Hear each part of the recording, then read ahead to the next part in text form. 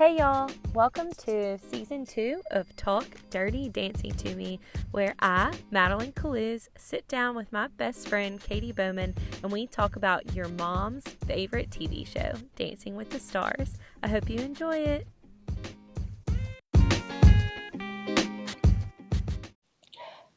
Hello. Hi. Finally, after much technical difficulty, we finally figured it out. Typical technical difficulty, yeah. Typical. All right, Katie. Wow. We have a lot to go through. I know. So we are going to try really hard. We had 2 episodes this week, back-to-back Monday and Tuesday night for Disney nights, multiple. So we are going to try to get through this. We're going to be pretty fast and furious. I want to be Vin Diesel. I feel like you can be The Rock. I'm ready. Oh, I am. No, I changed my mind. I want to be Ludacris. Okay, yeah, I want to be Dwayne The Rock Johnson. So. Okay, cool. Sick. So yeah, but we're going to try to cover everything and move pretty quickly, just talk on the high points. So the overarching, first and foremost, let's get this out of the way. Tyra is a lot of attention was put on costume changes. This is Dancing with the Stars, not fashion with the has-been. That was really ugly, but I didn't mean it that way, but I kind of did. But yeah, so that was annoying. And then a lot of her commentary was very Tyra-centric as always, and we just weren't here for it. She looked better on Villain Night than she did the first night. But overall, just, you know how we feel about Tyra. If you don't listen to our other episodes, she's just not our fave. I miss Tom and Aaron. That's that on that. Do you have anything to add? Yeah, I just think for it being Disney Hero Night and Disney Villain Night, that the costuming, this could have been Tyra's time to really shine. And it's really simple. Her commentary and her questions could have been so simple. All she had to do was just ask them if they liked their character, if they had fun this week. And she just, I'm always disappointed, and I'm really, really, really trying so hard not to be disappointed. But Disney Hero Night and Disney Villain Night were super fun, and I'm excited to talk about those and, just kind of swallow that big hard pill that is Tyra Banks. Yeah, so. It's a tough pill to swallow, but we got to take our vitamins. It's like a fish oil capsule, and then you have the fish burps later. That's kind of like I swallow it because I know Tyra's gonna be the host, but then later I'm like having the fish burps, or I'm like, oh man, and you have to remember it all the time. Yep. But so as somebody who isn't typically a big Disney night gal, dude, I don't know if it's just because this cast is so good and so talented, and there's so many likable people this year. I don't know what it was. I don't know if it was because the production value was so great, like the sets, the costuming for the most part was like kind of back and big again after COVID. Right. But I was super into it, so I was so pleased. Yeah, finally another grand opening number. It felt like the old Dancing with the Stars, where all of the dancers danced around Disneyland, and it was alive and fun and fresh, and I really, really loved having that back. Absolutely. So just to kind of give you the rundown of how this is going to go, since it was 2 nights, we are going to go through Dancing with the Stars Hero Night, which was Monday night first, couple by couple in order. Then we'll go through Villain Night, which was tonight, again in order, and then the double elimination. God. Shocking. Yes. Oof. But yeah, so like Madeline said, the opening number was so lit. 0 to Hero does not miss. No, never. And just like shout out to the muses. Do you remember when, like, I don't know if it was cereal boxes or like a fast food restaurant, but when we were children in the 90s, early 2000s, they had Disney plates that you could collect. Yes. I had the muses one. And just eating chicken nuggets off of that hit different every time. And just shout out to them. That song slaps. Certified banger. You heard it here first. Yep. Shout out to drinking my Ovaltine out of my Lion King cup from Burger King. I mean, let's go. I loved when the fast food restaurants did their Disney collabs. So. Oh yeah, it was tight. The cups, the plates. There were spoons at some point, I believe. Okay. Yeah. Oh yeah. The good old days. So let's just dive right in with the J team. Jenna and JoJo first up. Go ahead. Okay. And like we said, we're going to do our best. We're going to breeze through these. And JoJo and Jenna breezed through this dance. It was such a great opener. JoJo as Prince Charming just hit different. A Dream As You Wish Your Heart Makes is the perfect song for a Viennese waltz. The fits were so good. Costuming showed up and did their job today. And I hated the fucking Mickey challenge. So take a shot every time you hear the word Mickey challenge. Yeah, the Mickey challenge was basically, how can we make this something people will do on TikTok later so we can go viral? Which I appreciate that they're trying to appeal to a younger audience, but like, what even? But at the same time, part of me hated it, and a part of me got so drunk from drinking every time they said Mickey challenge. Just kidding, I didn't actually do that because I would be in the hospital right now. But but live from my hospital bed. But I really did actually like seeing how it kind of put pressure on the pros to make that their own and do the choreography. Yes. To fit their dance. So I did enjoy that. I thought it was really cool to see just kind of the creative genius come through there, depending on who you were. Right. But I totally agree. Costuming showed out. I need to purchase the dress that Jenna was wearing just so I can like wear it around my house, like maybe doing some laundry, maybe, lying in the bed, just twirling about with my dog and cat. It was beautiful. It was stunning. JoJo looked like amazing. A prince. Like yeah. She looked like a prince, and like the way that they danced together, it was a Viennese waltz? Yes. Yeah. The song gives me all the feels, takes me back to my childhood, being like little princess outfits like that you would wear. Like that was my childhood, was Disney princesses. I loved it. But they were just like stunning queens. They went off, and the girl power of it all was so great. Carrie Ann saying anything guys can do, girls can do, and even better sometimes. And I totally agreed. I thought, I was worried to see her in the like typical male role, just because it's difficult. I can imagine like going into that, never having done that before. Her frame was excellent. She was so light on her feet. She had the ebb and flow and all the shaping of the dance, and I was so impressed. Yeah, it was the perfect opening dance for Disney night, and her score was a 9, 8, 9, and 9 for a total of 35.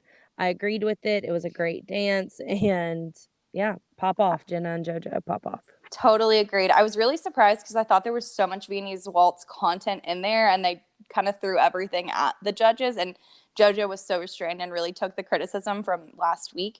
I was surprised that Lynn, of all people, didn't give them a 9 because, he loves to see that ballroom content. So, yeah. But I totally agreed. I thought it was a great score, great coupling, great dance. I loved it. Next up, Mel C. and Gleb. Hold on. We got to pause. You're breathing so heavily into your mic. Did I really? Yeah, it's like, it literally sounds like. Okay, well, you know why? Because I'm fighting a sinus infection right now, and I'm like trying so hard not to cough. So that's probably it. I figured that's what it was because I can hear you're a little raspy still. You sound good, but like I just needed to say that before we move forward so you can be aware. Okay, guys, I'm breathing. Everyone take a deep breath. This is Dancing with the Stars ASMR. Okay, I'm sorry. Okay, now I'm coughing. I'm not going to cough. Okay, I'm sorry. I will do better. I'm not going to breathe in the mic. And just say Mickey challenge if I start breathing in the mic again. And that's our safe word. Mickey challenge. Okay. Next up, Mel C. and Gleb. Mel as Mary Poppins. They did a jazz to Step in Time. Here's the thing. I really missed Prince Gleb. I love when he's a prince. I just love it. It's very aesthetically pleasing. Remember that time he was Eric with Laura and Elena? I do. I'll never forget it. Ooh, mommy. That was some fine visuals right there. So I missed him as a prince, but he was a fine chimney sweep. My big question was, how dry on a scale of 1 to the Sahara Desert do you think her mouth was after that dance? Because it was open the entire time. Wide open. I could tell she really wanted to get into character, but it was so high energy. It was a little bit off pace sometimes. She did give us such a good, joyful performance, but yeah, all I could stare at was her wide open mouth. Even that and the lifts, because the lifts and tricks were really good, but It was, I agreed, kind of hectic. Yeah. And also, so this was really a difficult dance. Not only was it fast as hell, it was full of choreography, tricks, all kinds of stuff. I was able to take my eyes off of her mouth for a moment to appreciate her feet. She always points her toes. She has great extensions. I thought she did great. That little outfit was so cute. And I love that she got to, have her little British moment. That was cute and fun. Yes, But this was not my favorite for her. me either. But I don't necessarily know that it would have been my favorite for anybody else. Just the song and the song doesn't feel, I know it's Disney, but out of all of the songs from Mary Poppins and all of the songs that other people had, it was just like, eh. Yeah, it just wasn't her best, but it was so cute, and I loved the theme of it, and it was great for Heroes Night. So her score was a 7. Oh, was that a Sorry, dog? that was Stella. She was doing a little shake. She knew we were talking about dancing, so she said, "Here's a little shimmy." I love it. Okay, 7, 8, 8, and 8, total of 31. I thought it was fair. Agreed. Next Okay. up, we got. Excuse me. Wait, where's my super suit? Matt found his super suit. Complete with the glasses, and I died because the whole time I was watching this dance, in my head, I said, "Can this man see what's going on?" Oh, Because no way. no, there's no way. There's no way. But you know what? We could see, and that little spandex number left very little to the imagination. Very. He also looked very tall. Is he a tall guy? He's so tall. I think he's like 6'4". Oh, damn. I don't think I realized that until last night. I was like, okay, String Bean, I see you. Yeah, so Matt and Lindsay did a quick step to The Incredibles. yeah, the Incredibles theme song, which I loved that, but I know it had to be really hard to dance to. It was really hard to dance to that, like, almost like pebbly, pockety, like however you would describe that tune. Ba-dum-bum-ba-dum. Yeah. So I can see No how copyright. No one copyright this. That was me singing. Please don't. I can't afford to pay Disney for this. yeah, me Please. either. So but I loved that he did play into that character so well, and he totally is Frozone. I loved it so much. I loved that they picked Frozone and Edna. I love that they picked Frozone and Edna. Edna has become like an icon these days. I feel like she was underappreciated back when the movie first came out, but now everyone is like, Edna was the unsung hero of that movie. He really was. And I lived for the snow throw. He did that. He slid her under. Where did he have it? Where was it? It was so good. I have no idea. I thought it shot from a cannon. No, I think he threw it. Yeah, I really don't know, but it was so aesthetically pleasing, and I just said wow at the end, because that is production. That's Disney, and I loved that moment. I did too. And then I died when Lynn said, I think it was Lynn. No, it might have been Derek. Can he see? Yeah. So I was like, oh my God, same. No way. Literally no way. But I think that was much improved from last week. And I was really proud of our King Matt James, the Bachelor man. Our Bachelor. Okay, so he got for his scores, he got 6,677 for 26. And I think that was fair. I don't think it was fair, however, that his boots were the only thing I could stare at the whole time. And I think that made his feet look worse than they really were at some point. So I agree with that 100%. I didn't think about that until you just said it, but you're absolutely right. So I think he could have garnished maybe another 7 or so, but at the end of the day, what's the difference between a 7 and a 6? Really nothing. So just really quick before we move on to sweet Jimmy, somebody in the Facebook group, which we mention every week, it's a blast, it's a hoot, you got to come join us. It is called From Lynn the 10 DWTS Dancing with the Stars. Someone commented and said, I can see Matt James' entire shaft in this outfit. Yes. Oh my God. It was very tight. It was tight. Very tight. Very, very tight.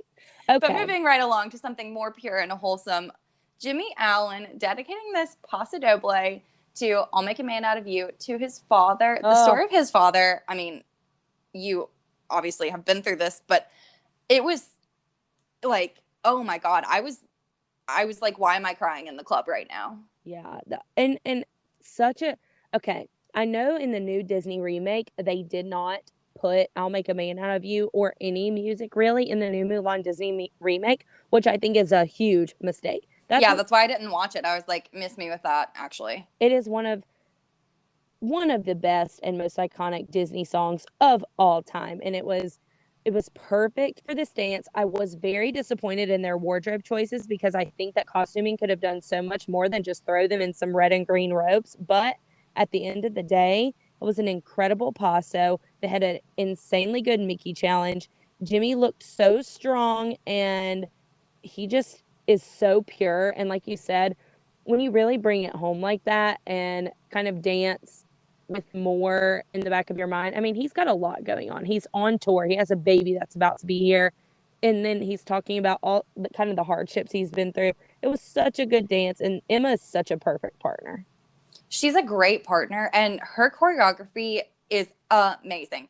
Like you said, the Mickey challenge, it was perfect. The way they played this was perfect. And all of the cool, like, you know how people will do fake fighting in dances sometimes and stuff? Yeah. This was the fake fighting, like theatrics, but still dancing. And I was just so impressed. I was blown away. I loved it. I thought, like you said, he looked strong. It was a fantastic paso doble, especially for so early in the season. Yep. And I love them both. They're one of my favorite partnerships this year. And I'm just so glad that I've gotten to know Jimmy Allen. Me too. I'm going to be one of Jimmy's biggest fans from here on out. Agreed for sure. So he got an 8-7, which gives him a total of 30 for his paso doble. And again, like I said, incredible Mickey challenge, which we'll get to talk about later. Yes. So, but I will say, I think that should have gotten straight 8s. Sorry about it. Oh, absolutely. Absolutely. Okay. Next, Alan and Amanda Klutz. They had a Roomba to Phil Collins. I'll be in your heart. Yeah, you'll be in my heart. I wrote it. I can't read my own Someone's going to be in somebody's heart, and it's from Phil Collins. The album that is like certified platinum, best album probably ever made, definitely of our generation. He didn't have to go that hard for us, but Phil Collins did it anyway. And like, honestly, we are better for it. Like, this album slaps. Phil Collins did the damn thing, and I'm pissed that they covered it. I'm sorry. Somebody called Phil and was like, "Hey, Phil, we have this new movie coming out. It's about this kid in the jungle, and we need gorillas, and we need you to write a soundtrack." And Phil Collins understood the assignment and shaped the majority of our childhood. It was absolutely. I mean, my God, Phil. Shout out to you, Phil Collins. You didn't have to do that for us, but you did, and we are all the better for it. So Alan, they did him so dirty. Somebody commented in the Facebook group, and I damn near passed away. They commented a GIF from Twilight of Jacob Black. Okay, Lexi Lay is one of my best friends in Cincinnati. She listens to the podcast every single week. It's shout out to Lexi. Lexi, shout out to you. I'm dead. I will never recover from this. She commented the GIF from Twilight of Jacob Black saying, "Bella, where the hell have you been, Loca?" And I died. It was the shirt off. It was the Wreck-It Ralph pants with the brown Toms that shouldn't exist. And then that wig. Like, what are we doing? He also kind of looked like Totally Kyle. But then also they bronzed his body so much. And then they must have run out of product when they got to his neck, because they were like, it'll be okay. Whatever. Just send him out there. He looks stupid anyway. Yeah. Yeah. It was very distracting, like, from the dance. And I know, like, this isn't Fashion with the Stars. I've said that before, but, like, this was very distracting. It was the elephant in the room. It was so bad. Whenever a lot of other costumes and a lot of other people's makeup looked so good, his was distractingly bad. It was so bad. They did him so dirty. I don't know who he has wronged in the costuming department, but oh my God, he needs to make that right ASAP, because spoiler alert, it was not better tonight, but we'll get into that. I thought it was nice. I felt like they only used about 4 square feet of the ballroom dance floor, which I was disappointed in, because I feel like it could have been so much more, especially with her being such a fantastic dancer. And And then she had a little slip up on the old Mickey challenge. She said, and I, oop.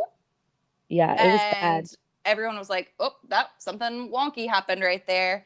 It was very meh to me. Yeah. But one of my favorite things that happened was Carrie Ann saying, oh my God, Alan, are we wearing the same wig? Yeah, she really came for him, and it was much deserved because that his look was bad. But and on a night that I think for the first time Amanda needed help with costuming or something else to distract because the dance wasn't that great and that powerful, the look did them no favors. No, And not at all. for someone who's so good, I mean, her dress was pretty. It was like the that really pretty yellow on her. She's a beautiful woman, so she looks good and she does dance good every week. If that was someone else, they would have been like, "Wow, your best dance ever." But like I said, it's always going to be they're always going to have to nitpick her, and this just wasn't very entertaining, and it was slow, and it really wasn't even that sexy of a Roomba. So Right. A rumba is like the whole point is like sexy. It's this sultry, sensual dance. And I was like, I feel like this guy is hitting on you at a bar who's like wasted and has taken his shirt off, and you're just like kind of trying to get away from him. Was Yeah. the vibe that it gave me. And I was disappointed. Like, obviously, we've talked about a bazillion times. I'm ready for Amanda and JoJo to go home just because they're not what the show's about. I love watching them. They're talented dancers. I enjoy them both so much as people and as celebrities, but just not in this arena. yeah. But it was okay. It was an okay dance. Oh, but guess what? It still got 4-8. Congratulations on your 32, Amanda. Congratulations. Next up is OJ. Next up, we had OJ and Val Samba to I Just Can't Wait to Be King, where they played Simba and Nala. No, they did not. Yes, they did. No, he was wearing a suit. He literally said, I'm Simba and you're Nala.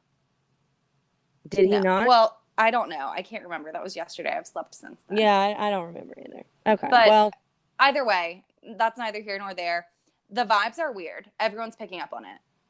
Yeah, they seem really, really close. Their Besties. body rolls are getting closer and closer every week. While I know that Val and Jenna are sickeningly in love, it's just it doesn't feel like that brotherly love like we usually get with Val. It feels a lot more romantic and like a crush that isn't being, when you have a crush on a guy and he has a girlfriend, and instead of doing the right thing and being like, hey, like, I can't do this, he like entertains it and flirts with you when she's not around. Yeah. Oh yeah.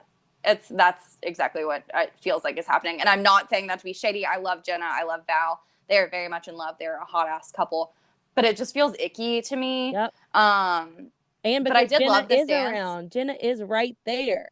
Yeah, they cut to her after that. It was like the producers know that everyone's kind of like, this feels weird. And so when they got their scores, they like crudely just like cut to a Jenna going, woo. And I was like, they know that we are weird about this. And so they're trying to make it less weird, which actually made it more weird. They're watching the same footage we are, They're listening to this podcast. Oh, that's what it is. Absolutely. But I mean, I loved the dance though. She ate. She was a lion and she ate. She's so good. The outfits were 100. The background was iconic. I loved the all the bright, colorful, like toucan colors that they brought in. It was so good. She's really good. And she's really, really good. Yeah. Yeah, she gets better every time.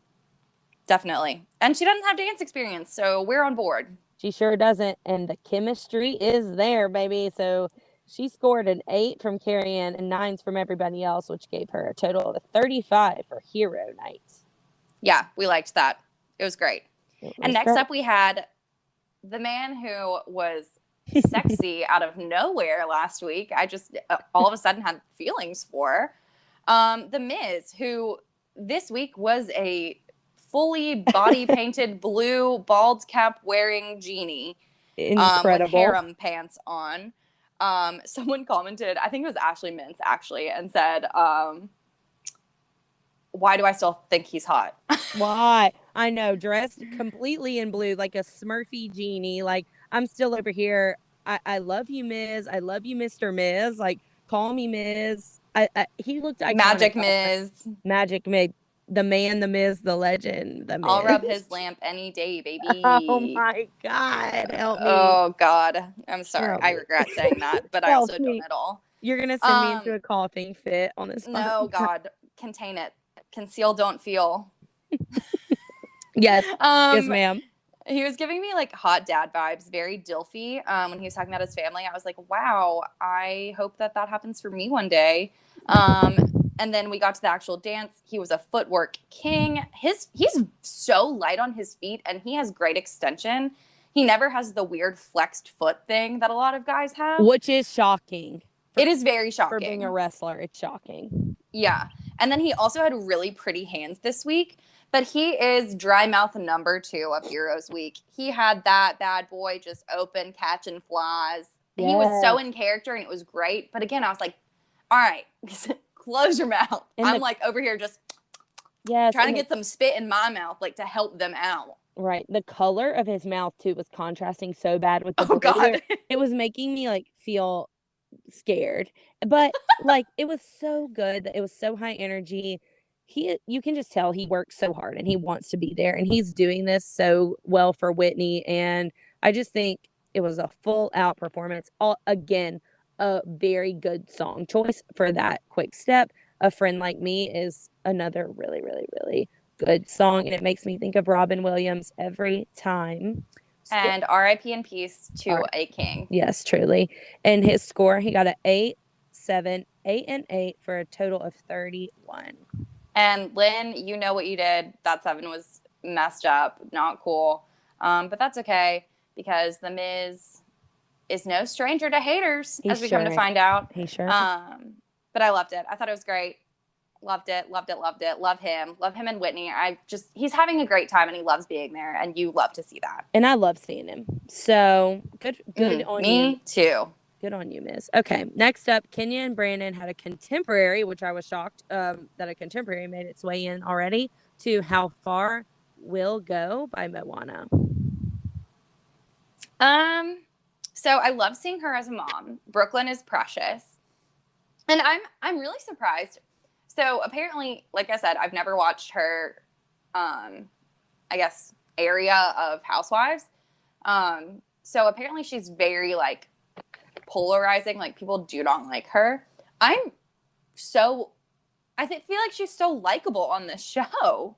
Yeah, I think that's Housewives just make that kind of franchise just makes you a villain. And it's another one of those things where it's just a bunch of cattiness and brattiness. And, you know, it's the drama. It's reality. It's not fabricated. And same thing kind of with Matt that we talked about. We've loved seeing these reality stars actually show us who they are one-on-one. And this is so key for vulnerability. So I think watching her dance has been really fun. Definitely. I agree. She's beautiful.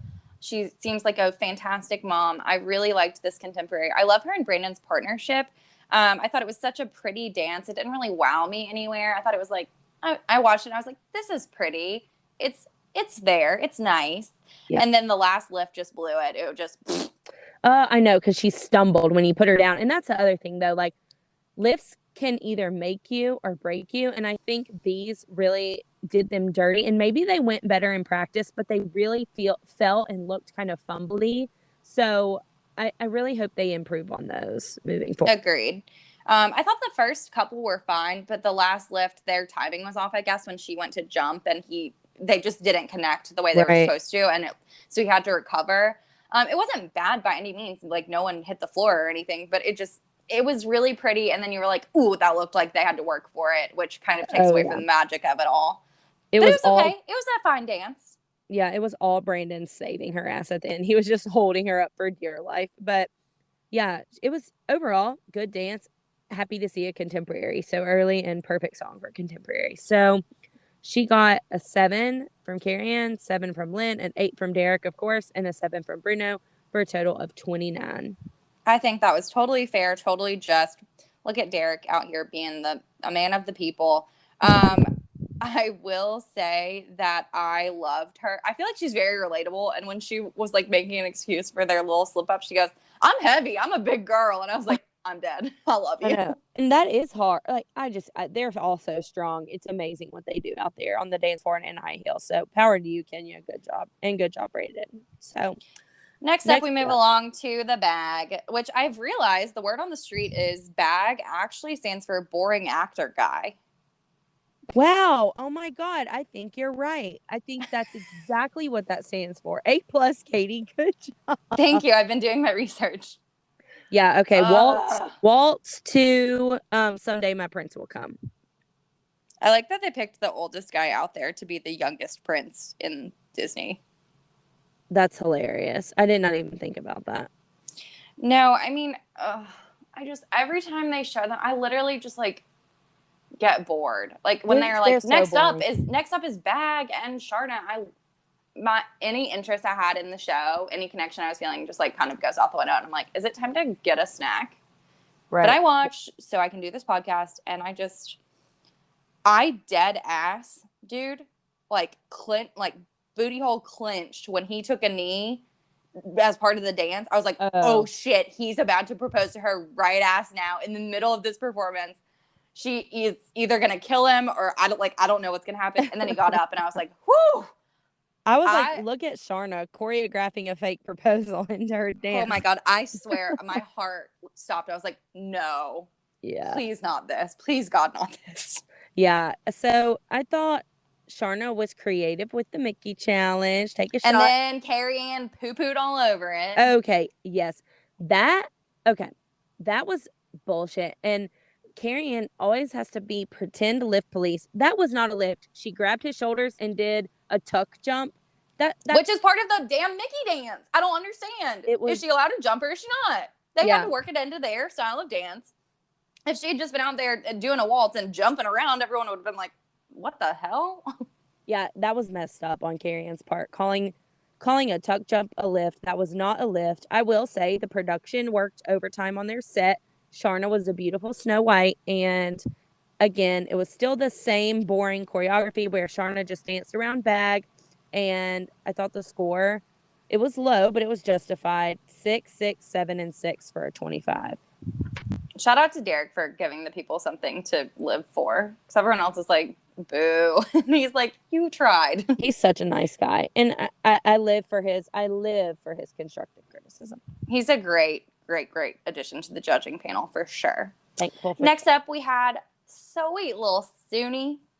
Oh, I know. The Encanto, Colombia, Okay, so the new Disney movie. No, say it to it. That's right. Say it to us. Habla to me. No, I'm sorry. Okay, so I tried to say the name of the song and the name of the movie at the same time. It was an accident. So the movie's Encanto, and the song was Colombia, Me Encanto. And they did, what was it, a samba? I honestly couldn't tell you. This one, I love Suni and Sasha. I love their pairing. I think they're both cute as hell. This was kind of a snooze fest to me. It was very forgettable. She looked great. I felt like it was fun and flirty. Not my fave. It was just kind of there. And I don't know if it's because it's a new movie. So every year Disney has to plug whatever new movie's coming out. Last year with Nelly, it was Soul. The year before that, it was something else. Whatever. I just don't know if I didn't connect to it because I don't know these songs. But it was fun. It was okay. Yeah, it was a salsa. Okay, so sorry. I wrote the wrong thing. It was a salsa, and it was forgettable, like you said. And I do think that plays a lot into it. Not knowing the movie and not really having a connection with it yet, it's difficult. Plus, it reminds me a lot of Coco. And so I know that it's, again, because it's like Hispanic Heritage, and it's also Hispanic Heritage Month, which I'm really glad that. Snaps for that. We love that representation. Yes, and that's what I just said. I wrote that in my notes, too. I love the new Disney diversity, and I love learning about all of these new cultures through things as simple as Disney movies. And Suni is just so beautiful, and I'm so ready for her to just bust out with confidence and give us more hips, more energy, and more personality. And shout out to Lin-Manuel Miranda for writing another banger because it was such a good song. But I'm ready to. Has he ever done anything wrong ever? I just need to know. No, he has not. No. Okay, cool. Confirmed. Yeah. Confirmed by me, the keeper of the scores, which were 8, 8, a 9, and an 8. So what is that? I didn't even write the total down, and I'm terrible at math. 8 times 3 is 24 plus 9 is 35. 33. Oh, What? 33 then. I thought it was 35. Right? Wait. Oh God, 24 plus 9 is 33, right? Oh yeah, you're right. That's why I went to law. I do math. I can't do it. I love math, and I went to business school, so go figure. Physically impossible. I don't know what the 9 was about. Like I said, I thought it was cute, but I thought it was very, it's all right.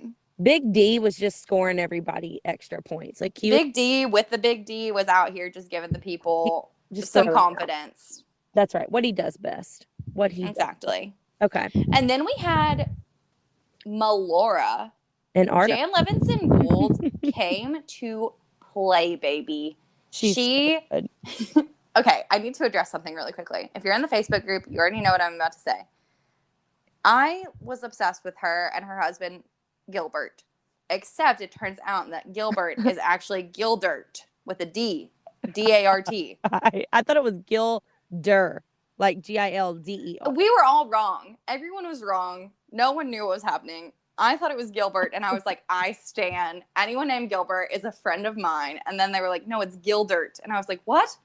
Hey, Gildert. Shout out to Gildert if you're listening. Big ups to you, Gildert. I've never heard of that name, but like you're still cute and cool. I just wished you were Gilbert, but that's okay. We still love you. We stan you. We stan exactly. We stan him doing the Mickey challenge in the promo. Oh my God, I know. We love a committed husband or committed spouse. We don't spouse. We don't discriminate. Exactly. So they jungle boogied it. Hell yeah, it was so good, dude. Dude, sis went off. Special. It was special. It was the best dance of the night. She is so freaking cute and pretty, and she's so talented. And Artem takes her through basic training every week. And I feel like Artem is like so tough on the people that he works with. Oh yeah, and you know what? I was really a hater of Artem last season because I just didn't want to see another Bachelorette win. And while that did end up happening, now I'm starting to give Artem some more credit because he's killing it with Melora, who has no dance experience. She rocks, dude.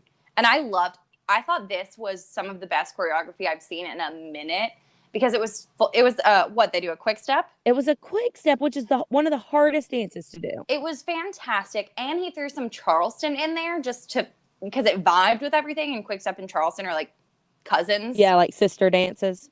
Uh-huh. And I was so impressed. I loved the choreography. Everything about it was fantastic. I was so pleased, and I was so happy to see that it was appreciated by the judges. Yeah, highest score of the season, 4 9s, a 36, which was so well deserved. She is killing it out there. Absolutely. And you love to see it. You love to see someone who is a star, not a dancer, come on and slay the game. Yes. Yes, we do, Katie. Yes, we do.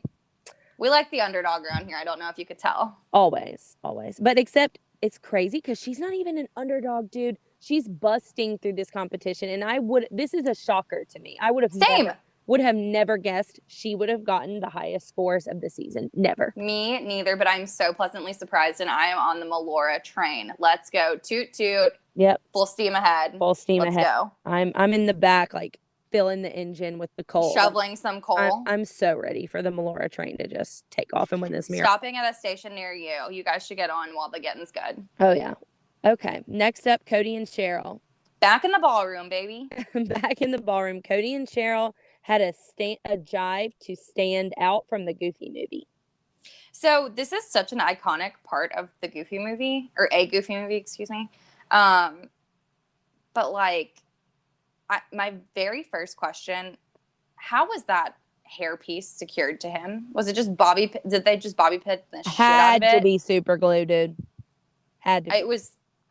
It didn't move. It was really incredible. It was something to behold for sure. It looked like tar. It did look like tar. And also the jumpsuit that they put him in must have been for someone 3 sizes bigger than him. And they were just like, it'll be all right. It'll be fine. Yeah, they were like, this was going to be Matt's costume, and then we put Matt in your costume. And so Matt got the tighter one. You got the one that's 3 sizes too big. Yeah. So that was just unfortunate. And I was so disappointed. I wanted this to be good so bad. I love a Goofy movie. I think it's so great. But then the opening when he was by himself and he did that badass moonwalk, I was like, okay, Cody, I see you. Yeah. Get it, go off. And then it just kind of was downhill from there for me. I missed the partner work of the dance, but then you made a really great point, which I'll let you talk about. And I was like, okay, I get it. Okay. So, yeah, I'm going to step on my soapbox. I've got both feet on. I just took a big jump onto the soapbox. Okay. All right. Cody and Cheryl have danced live in the ballroom, obviously less than everyone else. They've also just come off of having COVID. But not only that, they didn't get to meet up with each other until Friday, which was 2.5 days before the competition. And so I think that that's where the overcompensation was on a lot of the solo dances, because Cheryl had to teach a lot of this dance over Zoom. And that did fall flat for me because, like you said, Goofy movie is absolutely iconic, and this could have been a stellar performance. And I know that Cody and Cheryl have it in them. And I think that a lot of people are getting upset and saying, like, we're tired of Cheryl. Cheryl's old. Her choreography's bad. Cheryl and Cody really haven't had a chance yet. And I think if next week, if I'm not blown away, then maybe I'll stop being a Cody apologist. But this week, like, I'm going to continue to apologize for Cody because he is an awesome dancer. He's danced. He has a lot of dance experience too. And so I do think that they should be tougher on him. And I'm just ready for him to blow us out of the water and really hit us with something hard and good and fast, and or even just beautiful and slow and simple. Like, I'm just ready to just give us something. Yes, give us something more. And I know Cheryl has it in her. Cheryl has some of the best dances in DWTS history. And so absolutely. The original, the OG winner. Yeah, the very first one. So the very first Mirror Ball champion. She's obviously got a ton of experience and knowledge. She's just kind of dealing with the cards she's been dealt. So that poorly. Was a terrible sentence. We're not going to talk about it. We're going to move on to our king, Iman. I don't even want to talk about Cody's scores because I didn't like them, so we're just going to move on. Yeah, we'll just move on. All right, you just start us off.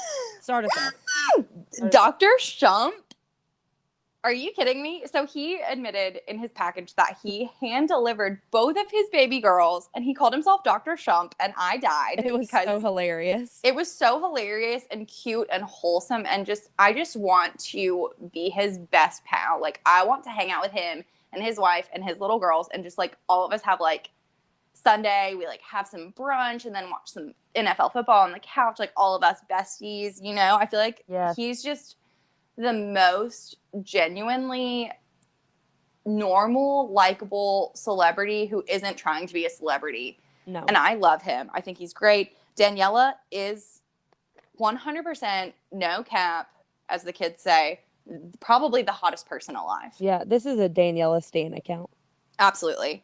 This dance, so it was to Let It Go from Frozen, and he was like, my daughters love Frozen, and I was like, talk about your daughters more. I'm ready to cry. Oh. It was so sweet. He was so just gentle and elegant. He had the rise and fall of a Viennese waltz, which is so impressive, especially for him being so tall. He had beautiful hands this week. And then the ending, when he like hugged her and then she broke free because she's Elsa and she's like, I'm a bad bitch. I don't need you. Yeah. I was like, I want him to hug me like that as a friend. Me too. I love him. He goes out there and he tries his best. They're a great partnership. She's amazing at choreography. I cannot wait to see him continue to grow. And every week I feel like he's better than he was last week. What did you think? Yeah, I will die for him. I will die for Daniela. And when I saw that they were going last, I was really excited because I knew that meant it was a strong dance. I knew that meant, like, in camera blocking, you had a good set and you were a great closer. And so I was excited for that. We got the 911 call for when he called and talked about delivering his daughter at his own home. And I just thought that was really special. Oh, I can't believe they shared that with us because that's so personal and it was so sweet. I know. And I was like, how did they get this? But I guess that Iman somehow got it before the show, obviously. But it was really, really good. I just said it was beautiful. I hated that they had to incorporate the damn Mickey challenge into these slow and sweet and beautiful dances, but at the end of the day, they still did it and they did it well. It was elegant. I love getting to see him be someone else, and they are challenging him every week. He gets tough dances, and the height difference, it's looking less and less every week because he's getting better and better every week. And yeah, and their partnership is getting closer and closer, and so you can tell they're like the vibes are strong with these two. The force is strong with this one. The vibes are strong with these two. There's my Disney plug. Abso-freaking-lutely. So we have to talk about the scores. An 8 from Carrie, an 8 from Derek, an 8 from Bruno, and a 6 from Lynn. Lynn Goodman, which he has lovingly been dubbed Paul in our group. Paul. And that's a Southern thing if you're not from around here, and you listen to this podcast. Paul. That's an old man. Yeah. Why can he not be on board with this? Like, at least if he always goes 1 point lower for the most part because he's the most technical judge, and that's fine. That's why we know him. That's why we love him. It's fine. And then Derek compensates because he's always like seeing the best in people. But 2 points lower, a 6, that was ugly and uncalled for. And I have a bone to pick with you, Lynn Goodman, you old chap. You old chap. I've got lots of bones to pick. I'm not even going to say what I think, and it's just frustrating to watch, and it's hard to watch because he did not deserve a 6 on that dance, and he should be ashamed of himself for giving it to him. But absolutely. Lynn, you know what you did, and I hope you lose some sleep over it, you old geezer. You old geezer. Yeah. Okay. Well, last but not least for Heroes Night, though, we had the winner of the Mickey Challenge, who got 2. I'm going to talk like Tyra Banks. Points. 2 extra points, which will go towards their total for both nights when we have a surprising double elimination live. Wow. That was really good. I've been practicing. That was very good. So I was so happy for the winners of the Mickey Challenge, Jimmy. Who was it? Jimmy and Emma, girl. It was so well deserved. So well deserved. And Emma is killing it with the choreography this season. So it was no surprise to me that those two won. Absolutely. You know what Jimmy and Emma are giving me right now? Rashad Jennings and Emma vibes. Oh my God. You're so right. The choreography's on point. They're a great partnership. They're really good friends. Like, I hope that it continues in that direction. But yeah, I was so happy. The thing with their Mickey Challenge, which I knew there is why there was no split vote between the judges. They were like, we're all in agreement on this, is because theirs was so different. Yep. And it really stood out. And yes, that's part of because of like the song that they were given and the dance style that they were given. But Emma really played it smart on that. And I was just so happy because theirs was really heads above the rest. She's so good. And I'm so glad that they have this partnership. And I'm so glad they won those bonus points because I really do think it helped. Absolutely. Every point counts. We know. We've been known that because we've seen some crazy things over the years. But that's a wrap on Heroes Night. And now we're about to turn to the dark side. Ooh. Go to Villains Night, baby. So get ready to get bad and bougie, maybe. Are you ready to get bad? Oh my gosh, I'm so ready. Just a couple of baddies about to go through Villains Night. Here we go. That's right. How's the breathing been, by the way? Better. I'm glad for you. Is it still happening? No, not really. Okay. I mean, I hope you're still breathing. I am doing my best. I'm doing my best over here. So I'm just glad that, my coworker is giving me constructive criticism. So hey, I'm here for you. I'm here for the pod. Thank you. Okay, Villains Night double elimination. What the heck? Oh man, it got real quick. I mean, it was seriously like we were living in this Disney bliss, and then Tyra hits us with there's going to be a double elimination. She dropped a bomb on us, and everyone was like, "No, I don't want this." Was rough. All right, well, let's jump right in. Let's dump right in. Dump right in with our bestie, Jimmy. Jimmy and Emma, Captain Hook and Tinkerbell danced Jazz to Bad Guy by Billie Eilish. First of all, thank God that they did not do a Rachel Live cover of this. Oh, I know. Thank God they let Billie have her moment. And it was a perfect song. It was fantastic. Jimmy, somebody said he looks like Dave Chappelle as a pirate. I And can't. then also the mustache was giving me some Steve Harvey vibes. It was But the fact insane. that he danced that whole ass dance while holding a plastic hook. So he couldn't even use one of his hands. He had to be in character. And I know those things. It's like the little cup, and then there's the Yeah. end of the hook that you hold. Yeah. Like, he did the whole dance with that. And he was like, there were lifts, there were tricks, there were all these things. And he did it basically one-handed. I mean, I got to hand it to him. You know what I mean? Oh my God. Let me say, I love Bad Jimmy. Jimmy's a good guy. Jimmy is the best guy on the show, probably character-wise. But come on, I was living for Bad Jimmy. I was living for him being a villain. It was such a good story. It was the perfect way to open the night. I could not believe he danced with that hook in his hand. It was amazing. Oh my gosh. And Emma choreographed it so well. Obviously, again, she's of great. course. I literally wrote down, I was like, seriously, wow AF. Yeah, I was so impressed. I was so blown away. I loved it so much. And then Bruno said it was badass. And I was like, oh my God, this is Disney Night on ABC. This is a family show. What?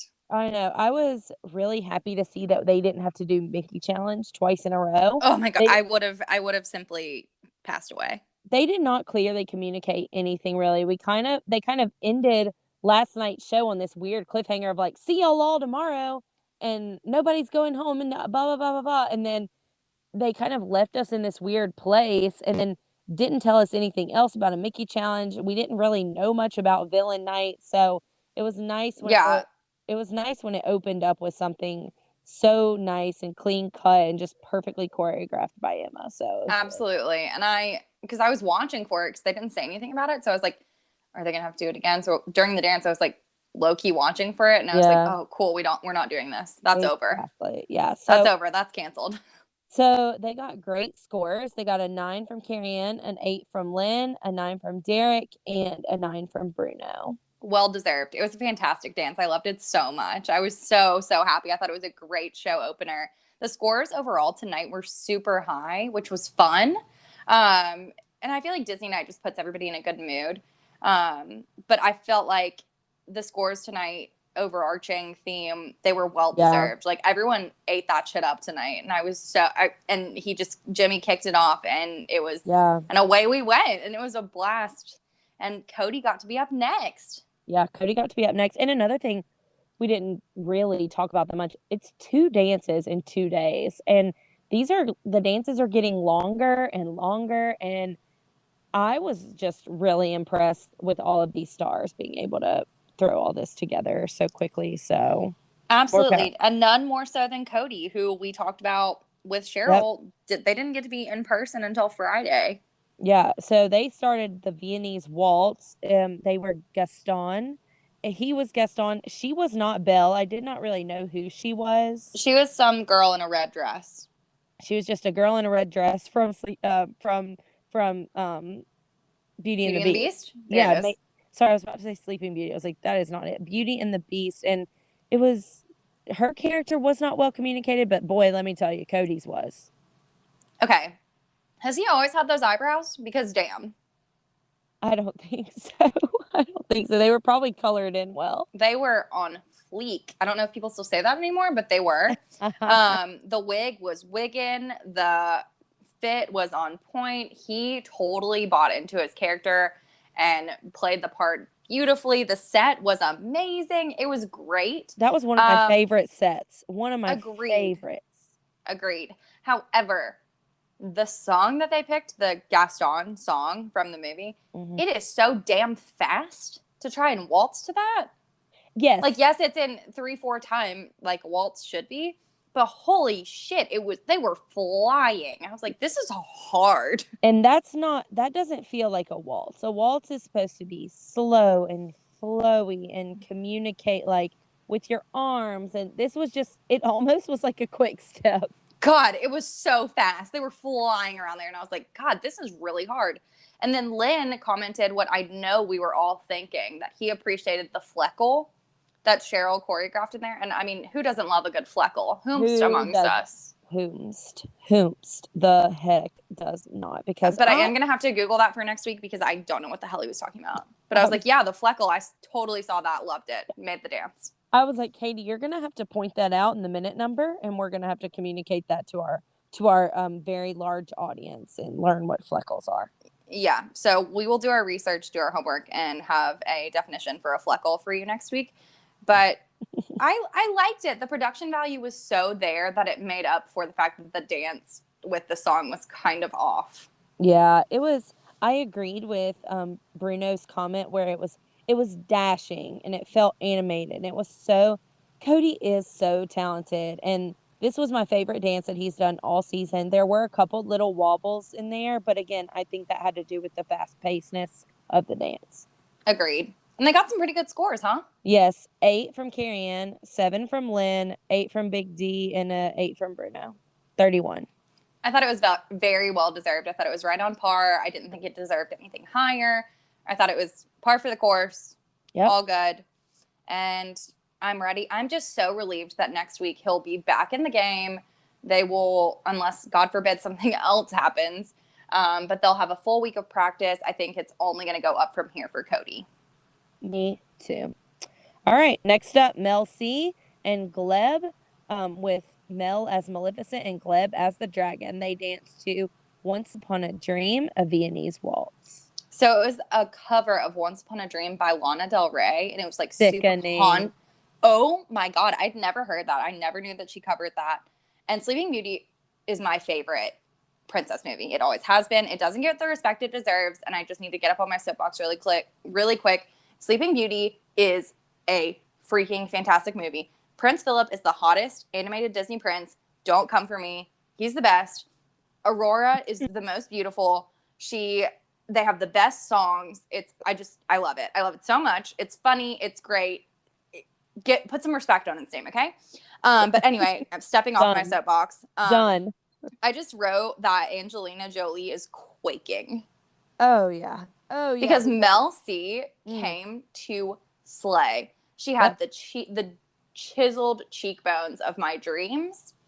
Yep. And she just was so committed to the character. Like the song, the vibes, the darkness, the fog. Wow. And then Tyra said that it was kick-ass. And I was like, damn, our ass count on Disney night on ABC is at 2 already, right out of the gate. Like, we are wildin' over here. Yes, we are. Yes, we were. And I'm just saying, for the first time, like, when she walked out and they started that song, I was like, okay, this is the villain night that I signed up for. This creative, strong, so dark and mysterious. And Mel is another one of those this season where I knew she'd be good because she's sporty freaking spice, but she is an awesome dancer, awesome performer. Gleb, as always, is so creative, and I think they have an incredible partnership. Don't forget song. Hot too. Sexy. Excuse me. He's yes, yum. Gleb is the sexiest man alive. Okay, so Lana. This is ASMR, Dancing with the Stars. Gleb is the sexiest man alive. Hey, people, if you're listening, people as in the magazine, Gleb is the sexiest man alive.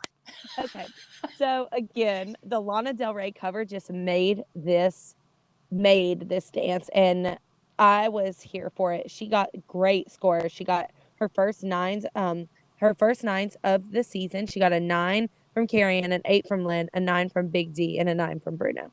35. Yeah, well deserved. I think it should have gotten all 9s.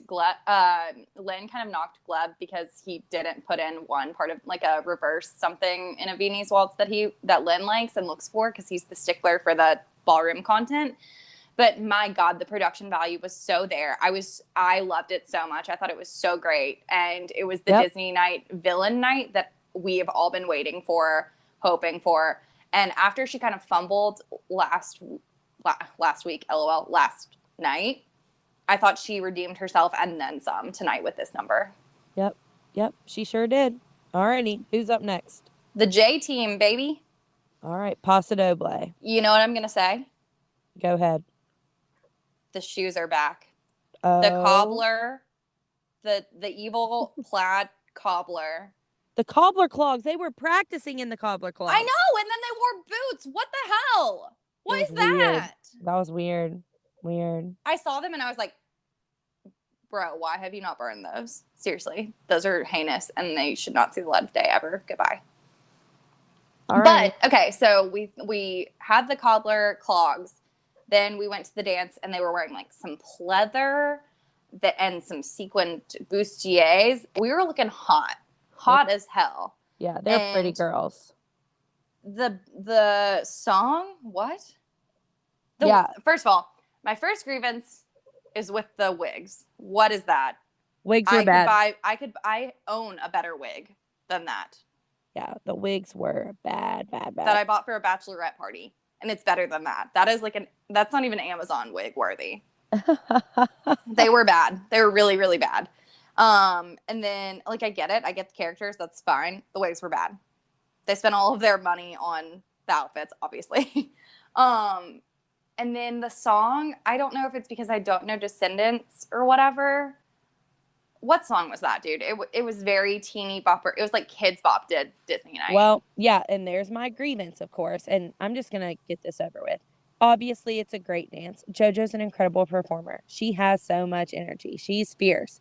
Jenna's amazing. Okay.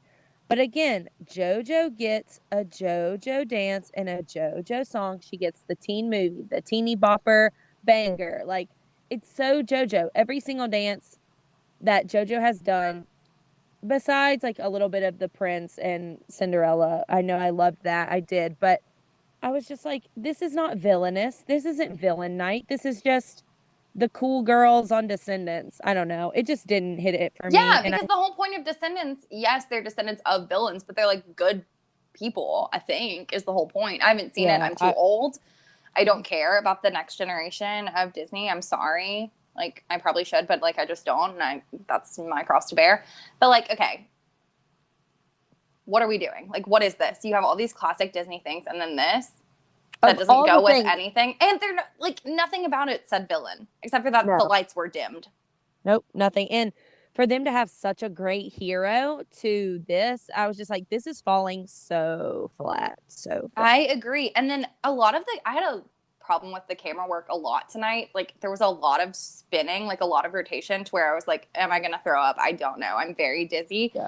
And also, it was like, obviously it's villain night, so it's going to be dark. The lights are going to be low. But this was like exceptionally dark, to where I was like, I can't really even see what's happening. Yeah, I just didn't like it. And I wish I was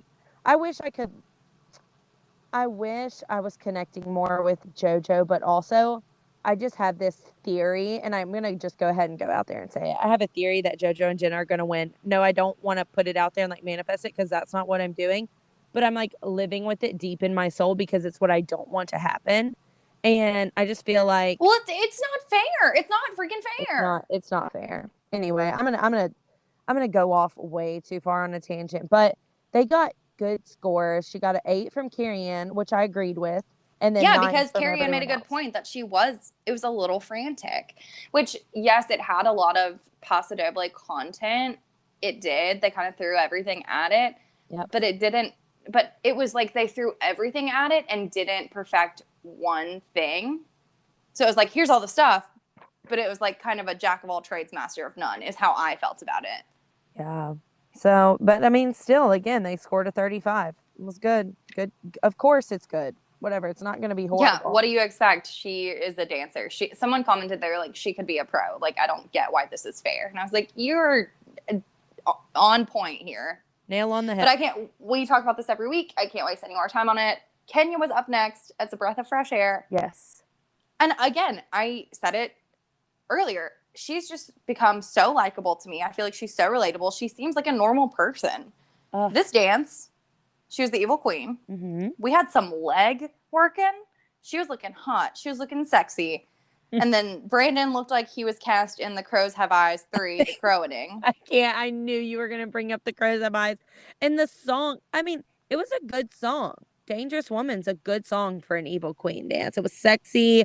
The makeup was just so much on Brandon. It was a lot. It was even past Morgan and Morgan. Yeah, Brandon did not need the eye makeup. His suit with the feathers was enough black swan for me. Like, he just didn't need it. And here's the other thing. Where the hell did the feathers and the whole bird thing come into play? Because Maleficent is the one who has that little crow who's like her right-hand man. Yeah, they borrowed that straight from Adam Rippon and Jenna's Black Swan dance. I bet it was the same. No, are you talking about Neve and Jenna? Adam and Jenna also did Black Swan. Ooh, I don't remember that. Yeah, in the I didn't watch the short season. I don't know why. I can't remember what I was doing, but I did miss that. Oh, God, I'm so qualified, I promise, to host this podcast. Yeah. But anyway, I thought it was super sexy, super fun. Costuming was weird. Makeup was a lot. You can tell that she wants to be there, and you can tell she works her freaking ass off every week. Absolutely. I really like her. I know a lot of people have polarizing opinions. I like her. I'm down for it. I'm on the Kenya train. All right. Her scores were a 7 from Carrie Ann, 7 from Lynn, 8 from Derek, 8 from Bruno, for a total of 30. I think that's fine. It was pretty middle of the road as far as tonight went. Yeah, it wasn't her best dance. She still slayed in that yellow number. That was her best one. So. Yeah, that was her best. And then, is everybody ready? I'm literally not even ready for this. I have one thing written down, and it's because I need nothing else. All right, you go first. Okay. Daniela and Amon as Aladdin. No, they were Jafar and Iago. Well, okay. Sorry. I meant to start by saying Aladdin is one of my all-time favorite Disney movies. Mm-hmm.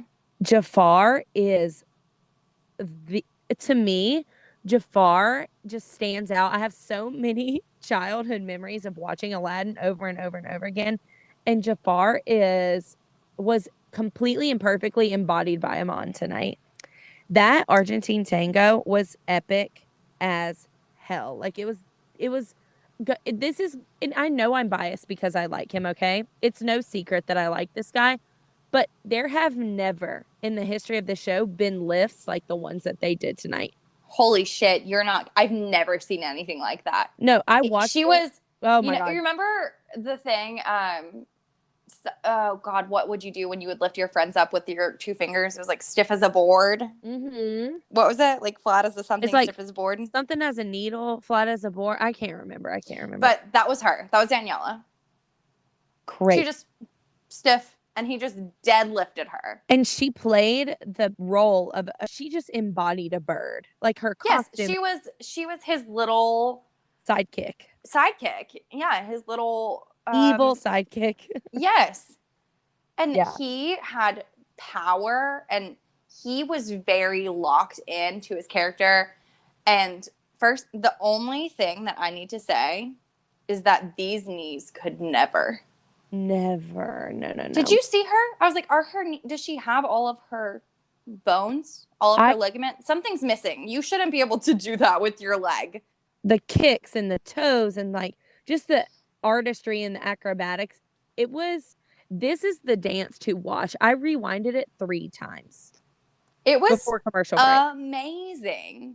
It was amazing. Like, yes, there wasn't a lot of like footwork content to him for this, but there doesn't have to be for the male role in the Argentine tango. It is the woman's part to kind of dance around him typically. Yep. But he had one little like foot kick flick thing. It wasn't that great. He didn't point his toe, but we're not going to talk about that because everything else, he was just embodying like, I'm leading this dance and she is my muse. Right-hand man. Masterpiece. It was a masterpiece of a dance. I loved it. Okay, let's talk scores. Let's talk. Okay. Amon gets a 9 from Carrie Ann, and I literally, the amount of high I felt. I shot through the roof, okay? I was like, oh my God, it's happening. Right now it's happening. And then Lynn gives a 7, to which I hit the lowest low I think I've ever hit in my entire life. I was like, Pawpaw, you asshole. Oh, and then he even told us, he was like, you guys know I'm not going to give you a good score, right? Like, I know. And I was like, why though? Why though? It was so well deserved. Okay. Anyway, Derek gives a 9. Of course he does. And then Bruno with an 8, which really didn't make any sense. So a total of 33. I feel like an 8 is okay. A 7, just because of like, No, a 7 is totally wrong and unjust, and I'm going to start a change.com petition about it. To have Lynn forcefully retired. His time is coming. It's season 30. I bet he's out after this. I bet you're right, honestly. And I love Lynn, and I do love that he makes people stick to actual ballroom content. But in this case, I was like, you're being an asshole. I'm sorry. Yeah. Papa the ass. 100%. He was. So, incredible dance, Amon. If you're listening, Daniela, we love you if you're listening. Daniela, you're the hottest. You just are. And Amon, everyone loves you. You are everyone's favorite. You have an entire Facebook group of young women who love you and support you and force our boyfriends and husbands and significant others to also text Amon to 21523 10 times. Every week. Once a week. Yep. Already. In this case, twice a week. But yeah, right? Yeah. So happy for him. Incredible dance. He gets better every week. Love you. Okay. Next. Love you. Bye. We got Melora, baby. Back and better than ever. You go ahead. Just give it to us. Okay. There's a lot happening here. So she dead ass looked like the character she was playing. Mother, what's her name from Tangled? From Rapunzel. Yeah. Rapunzel's evil mom. Stepmother, whatever she is. There were legs for days. Wow. It was amazing. And then she was so in character. This is when you see, like, she is such a great actress because she played the part perfectly. Also, really quick, sorry, rewind. Kate Flannery made a cameo, and we love that. We love Kate. She's great. Love her. She was a Dancing with the Stars contestant, and with Pasha, she was awesome, and their little friendship was so cute. But fast forward, then after the dance is done, and it's fantastic, she's acting, she's playing the part, committed full force to the character, who she looks exactly like. So good job costuming. We find out that she is the one who is the vocals on that track. She sang that song, and she sang, like, I was blown away. I mean, this woman is what can she not do? She is a Jill of all trades. This girl knows how to do it. She really is. She looked just like her character. She was cute. She was alive. I could not believe she sang that song. That was musical theater, baby. If you are a theater person, if thespian, you need to go back and you need to watch that dance because that woman should be on Broadway. Absolutely. And I forget who commented this. I'm so sorry, but they were like, if Tangled was on Broadway, this would 100% be a musical number in it. It was amazing. It was so good. 10 out of 10 from me. And from Lynn. I cannot believe it, honestly. So let's talk about the scores. From Lynn, the 10, baby. Yeah, let's talk about it. So Carrie Ann gives a 9. Lynn shocks us all and gives Melora a 10. Then we have Derek with a 9 and Bruno with a 9 for a grand total. The highest score of the season, a 37. Can I just tell you that I'm so pleased that someone who isn't a dancer got the first 10 of the season? I was literally jumping off the couch. I was so happy, and I did not see that coming. I didn't either, but I was so pleased. The best surprise of the night. Melora is incredible, and she has earned her spot on this show. And I absolutely, I could totally see her winning it all, and I'm so here for that. Honestly, I love her. I really hope I really see her in the finals for sure. I do too. Speaking of someone we would like to see in the finals, I know, right? We got The Miz, and they said, you know what? The Miz is so nice, we're gonna body paint him twice. That's what I said. I was like, there is no way makeup and hair would pick someone to literally paint for 8 hours if they didn't love them and weren't obsessed with them. He was fantastic. I loved his little intro where he was like, I'm the bad guy. I love the haters. Yes. And Whitney was like, I don't like being booed. I want people to like me. And I was like, wow, I feel that in my soul. So I also loved that he was Scar. I loved the song Be Prepared. I think Whitney was supposed to be one of the hyenas because she was. I was so confused because it looked like she had like tube socks on her hands, and I was like, "What the hell is she supposed to be?" Then I was like, "Oh, the hyenas." Yeah, got it. It took me an embarrassingly long amount of time to figure that out. I only noticed because her hair was kind of like tousled in the front and then like braided back, and then I was like, "Oh, that's like That's what did it for you? I was like, okay, she's wearing gray fringe, and then she has black tube socks on her arms. Oh, she's the hyenas. And the black eyeliner and the dark lips, like the purple lips, did it for me. That's when I found out was hair and makeup. Hair and makeup killed it this week. They spoke to the characters, and I loved the power of this dance. I loved that he got Argentine tango. He was focused. He was on fire. He is just so committed, and I'm obsessed. He was the footwork king, baby. He was doing like what I think Len wanted from Amon as far as like footwork and the kicking and the in between the legs, which like the Argentine tango is my favorite ballroom dance. It's so sexy and sultry and just like, oof. So good. He had that content in his, and he's a damn good dancer. I'm so blown away by him every single week. And the lifts were so good. The lifts were good. Whitney knows how to choreograph a damn dance. Yes, she does. Okay, the scores. He got a 9 from Carrion, which I was so happy about. An 8 from Lynn, a 9 from Derek, and an 8 from Bruno, which was a total of 34. Very, very good dance. His best dance so far. I agree. I loved it. I loved it so much. I'm ready to see him like as himself and not like painted. The goatee was a lot. I just need to say that really quick. I miss the Miz's like regular face too. Like, yeah, same. It's much more like aesthetically pleasing. Speaking of bad faces, let's talk about Bag and Sharna's villain. Well, before we get into that, we got to talk about the Muppet cameo that happened. It was in between Bag and Matt, but I just need to talk about the Muppets really quick while I'm thinking about it. Okay. Pepe the prawn is like an icon. He's a whole ass mood. And I cannot wait to go watch the Muppets Haunted Mansion because I love the Muppets. Okay. I know that's a weird thing to admit, like as an adult. That's a hot take. I kind of regret saying that now, actually, but I'm going to stand by it. Because the Muppets Christmas Carol is what I grew up on. And then the Muppets Christmas movie with like Joan Cusack where we meet Pepe. Like, come on. Yeah. So I'm excited to share the Muppets with Halloween spooky season because normally they're just like Christmas time for me. So I'm excited to broaden those horizons. I feel like you and I are the two old man Muppets who sit in the balcony and heckle everyone. I feel like that's us on this podcast. That and then Miss Piggy whenever I'm really hungry. But other than that, like, it is what it is. That's me when I need attention. Yeah.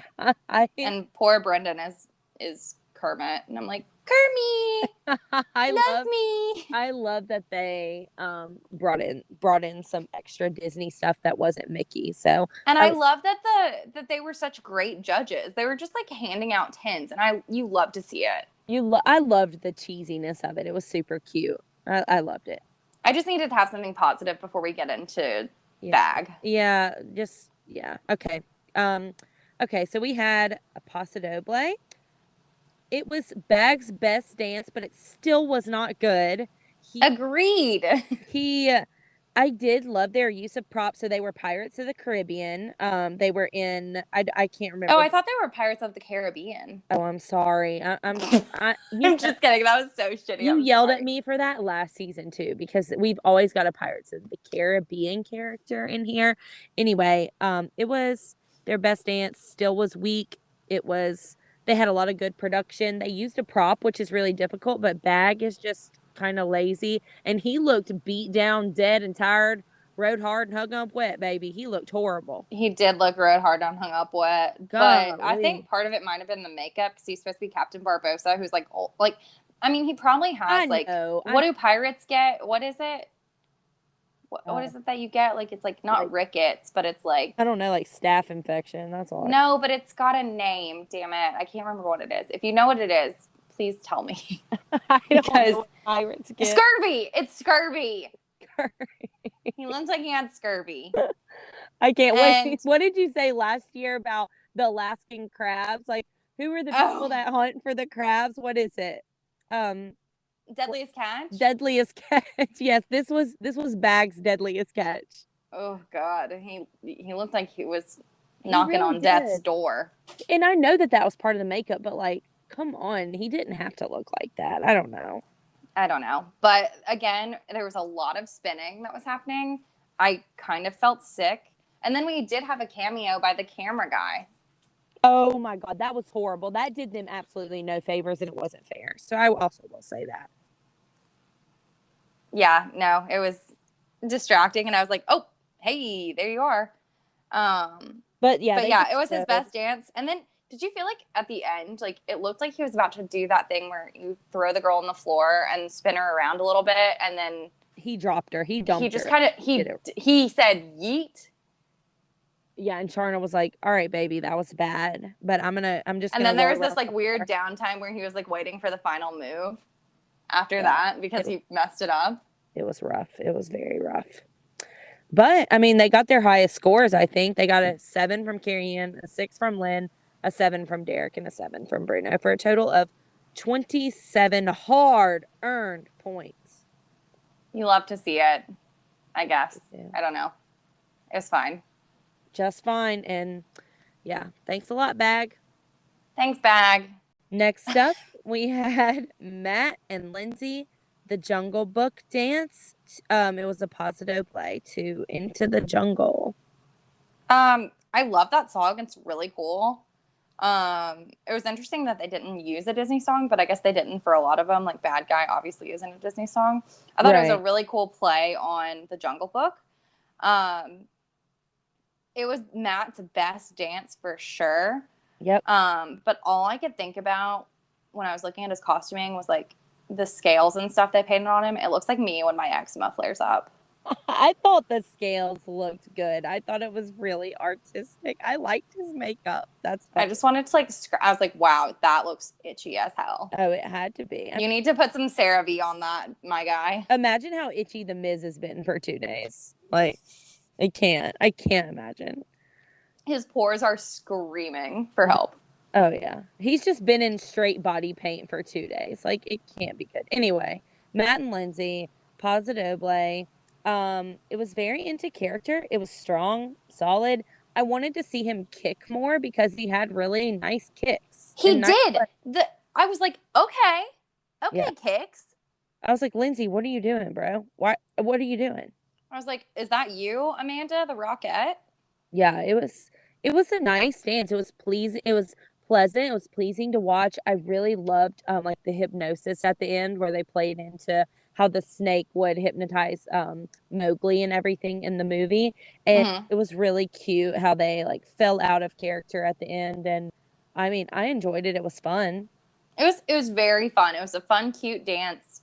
It got fun, cute scores. It was his best yet, but still, I mean, he can't really hold the candle to anybody else, in my opinion. No, he scored 8 from Carrie Ann, 7 from Lynn, of course, 8 from Derek, 8 from Bruno, a total of 31, his best score of the season. And I think that it was well-deserved.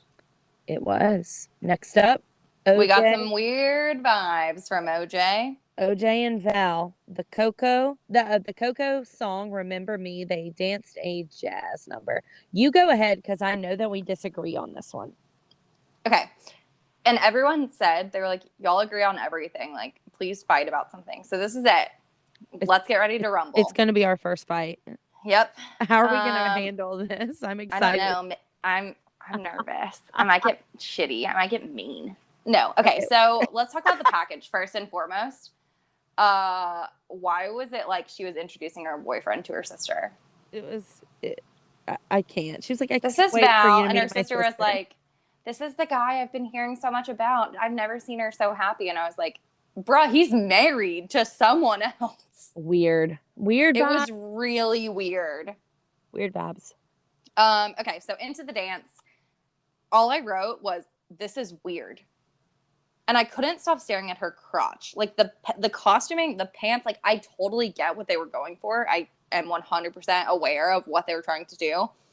I don't know if they were ill-fitting or what, but all I could think, like, you know in Anchorman when Ron Burgundy has like a big boner and he's like, oh no, it's the pleats in the pants that are making it look like this. I was like, wow, I'm staring at this girl's crotch. It's the pleats in the pants. Yeah. It was like the white spandex pants should be illegal. I'm just gonna go ahead and put that out right now. Like, especially on a dancer. Come on a dancer where we're staring at their bodies. Yeah. And here's how I felt about the dance. What the hell? It was like musical theater. It wasn't dancing. It sure as shit wasn't ballroom dancing. it was acting to music with a couple little steps in there. I commented and I was like, am I stupid? Like, do I not know anything about this show? I just don't get this, I guess. Like, I was so disconnected. I love that song. The movie is so sweet. And I was like, what is this now? Like, what is this? I did not like it. I had no connection to it. It felt so weird. It was so weird. It was so weird. And I love her and I love them. And I think she's a great dancer. And I felt like this did her a huge, huge disservice because what the hell even was it? She wasn't dancing. There was more acting than there was dancing. Okay, so I thought it was really unique and different. I think Val is an incredible choreographer, and I think they could have been any characters from Coco. And when they got assigned the characters that they did, I guess I don't really know how. There's no other villain in Coco. Yeah, that's true. Okay, that's true. I'm forgetting that. Okay, you're about to convince me out of my argument, but I'm gonna let you. Am I winning? Am I winning this fight? Yeah, I think I am. Because you're right. It didn't really feel like a villainous. It wasn't the spooky vibe or whatever. But I thought it played into how in Coco, whenever like the Day of the Dead and like the celebration of life to death, and like it went through different emotions in the dance, and like different, it was slow at some points, fast at some points, and then I really liked their use of the props. I thought the spotlight at the end was exactly identical to how it was portrayed in the movie, kind of traveling into that alternative universe or whatever. It was a load of fun. It was joyful. I thought she looked pretty, and I thought he looked hot as Mr. I don't know, Suarez, I think. I don't want to butcher that. But I mean, the judges obviously agreed with me because she got good scores. So yeah, I guess you guys are all smoking the same crack because you just said that it was joyful and all this shit. Is it not villain night? I'm sorry. Yeah. They didn't understand the assignment. Yeah, this Remember Me, though, isn't a villainous song. I think that they were done a big disservice with the song and characters that they got, because there are so many other villains and movies and songs like that the production could have gone with. Yeah. But like, I think this missed the mark in every way. I think Val did a good job for what he had, but I don't think that it was a good dance. They had all these, it was like so gimmicky. They had all these props. They had to do so much extra shit because it wasn't going to make sense for the theme. Yeah. I liked Val's shout out for Hispanic Heritage Month, and he said that the reason he stuck around dance were for the Latin dances, and I thought that was sweet. But I mean, dude, you did just dance in jazz, so maybe the whole thing was weird. From start to finish, it was weird. It was off. Something, I didn't like it. I felt so disconnected. I felt like it was the sore thumb of the night. Wow. One of these things is not like the other, and it was this dance. Well, I'm giving this dance a thumbs up because I enjoyed it. I was glad to watch it, and well, that's fine. You can give it a thumbs up, but it's still a sore thumbs up because it doesn't fucking go with anything else. Bye. Okay, the scores. It got an 8 from Carrie, 9 from everybody else, for a total of 35. I am getting Allie Brooke vibes right now because that Lynn doesn't even like jazz. And It was so gimmicky and over the top acting and so little dance content. For him to give it a 9, I was like, what were you looking at? You hate this shit. Do you think that they're scared of Val? Like they were kind of scared of Max? Maybe. That's very possible. But yeah, no, that was bullshit. There's no way. Out of all the shit that you watched tonight, you think that dancing seriously deserved a 9? If you look at the dancing part of it. Here's the thing. What dance content are you giving a 9 to? What did they do that was actual dance? I don't know. They were in sync the whole time. She didn't. But they weren't dancing. They were acting. I don't know. I saw more dance than you, apparently. I saw more hips moving. I saw Yeah, for about 4 bars at a time. And then it was, here's a prop. Let's dick around with this. Oh, we're going to do a little bit more dancing now. Oops, here's some facial expressions. So you think it was their worst dance? It was my least favorite dance they've done. I was so disappointed. I wanted it to be so good. I love that song. Maybe they're trying to pull away from the chemistry. Who knows? Who knows? Well, it worked because nothing about that vibed for me. I was so bummed because I really like her. I think she's a great dancer. And I mean, she did a good job, but like, what did she do? Nothing. And I love a jazz when there's partner work. There was no partner work except for when they were tugging on that guitar. It was a one-man show, and then it was a one-woman show, and then they went back and forth the whole time. Yeah. Well, I guess we'll see what they give us next week, Katie girl. I don't know. I don't know what to tell you. Here's what I'm going to tell you. I'm right, you're wrong. Moving on. Go ahead. You can win. You can win. I have no energy to fight for OJ and Val. I really don't. They're not my favorite couple, but I just if the dance doesn't fit, you must have quit. I hate you so much. I know, that was terrible, wasn't it? You're literally gonna send me into a coffee, but I can't. Okay, next up, Suni and Sasha, Thackeray Binks with Winifred. Winifred Sanderson was looking a little off-brand tonight. She was like the Great Value brand. It was so cute with braces, though. She was so cute. But costuming was like, it was like, you know, when you're like, they're running out of time and you're the last ones to go and they're like, here you go.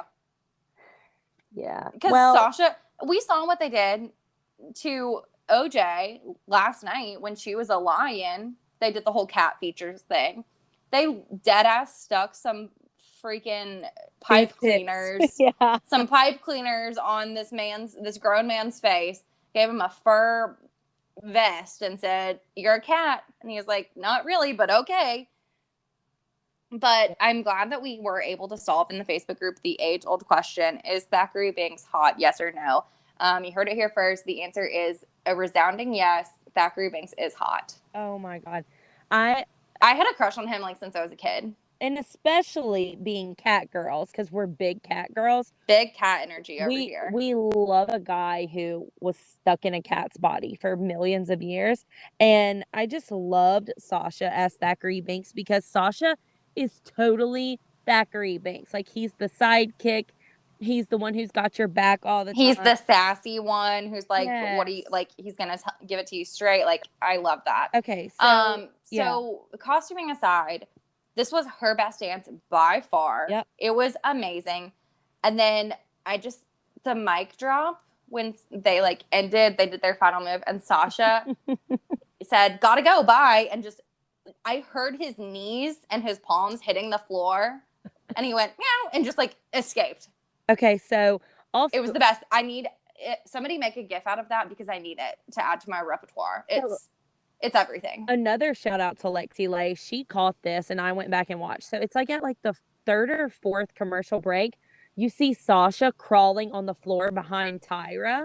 Like there's someone scurrying like in the dark on the floor on hands and knees. Oh my God. Sasha crawling behind Tyra Banks as fast as he can on all fours. And it was like obviously we hadn't seen their dance yet. And Lexi commented and was like, okay, did anyone else see that? Like, did you see that person crawling behind Tyra? And then it all made sense at that exact moment. And he was practicing for his great escape. He was. Suni is so, so cute. Her shell really is opening up. She's talented. She is going to kill it as soon as she just has her bust through moment. And Spell on You is another kind of slow song, hard to dance to, but she killed it. It's not. The real Spell on You is fast. Then they said, "Oh no, wait, we're gonna give you the sexy version, baby." Yeah. They said this is the bedroom version. And they gave they were like, "Spell on You, but make it sexy." Spell on You, but make it Thackeray Binks worthy. Ooh! All right. Go on out. Hit us with number 13 on Villains Night. Amanda and Alan. Lucky number 13. Did you see the new Corella, first of all? Obviously not, because my first note is, who the hell is Alan supposed to be? Okay. He's got 2 bad wigs in a row. Again, he's pissed off somebody in costuming because he looked like somebody posted Blades of Glory. Shout out John Heater. Sorry, I have to clear my throat for this one because my best friend Emily, who watches with me at my apartment every Monday night, is who posted that. Shut up. Oh my God, Emily, you nailed it. Yeah.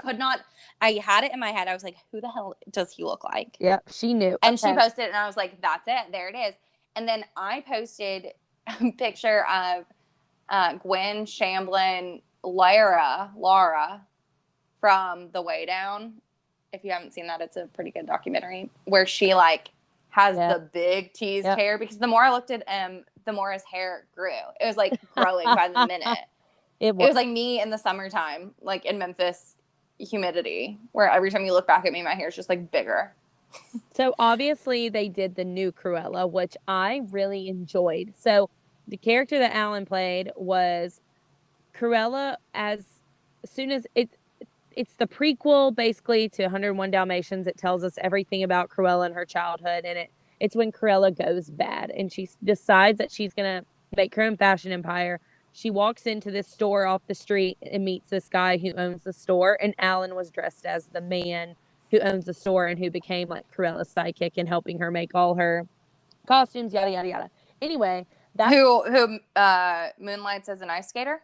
Yes, and that's why I really liked Amanda's costume so much, because it was a great play on the new Cruella. So no, I totally got that from the new Cruella. Like, it was very fashionable, very like, this is how she got to where she is. Like, I gathered that from just like things I've like seen and heard and about it.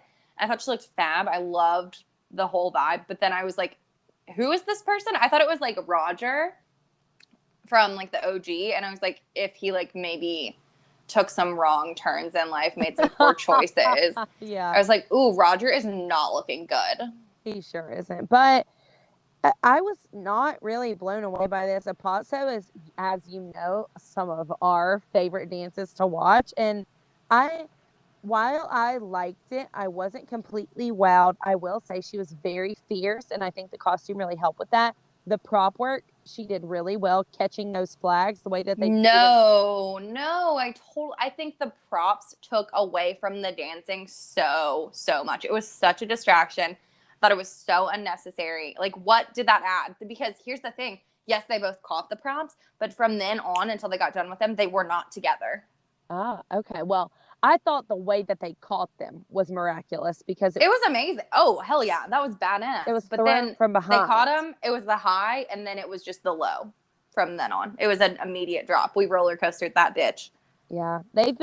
Amanda and Alan have not been scoring, I think, what they thought. I thought before she started, I was like, Amanda's going to get her first 10 tonight. And when she didn't, I was kind of surprised. Not because that I didn't think she deserved it, but I was like underwhelmed by her dance, I guess. So I really liked it. I thought the vibes were cool. The song was really good. The whole thing, like as a package, as a production, was super cool. Yep.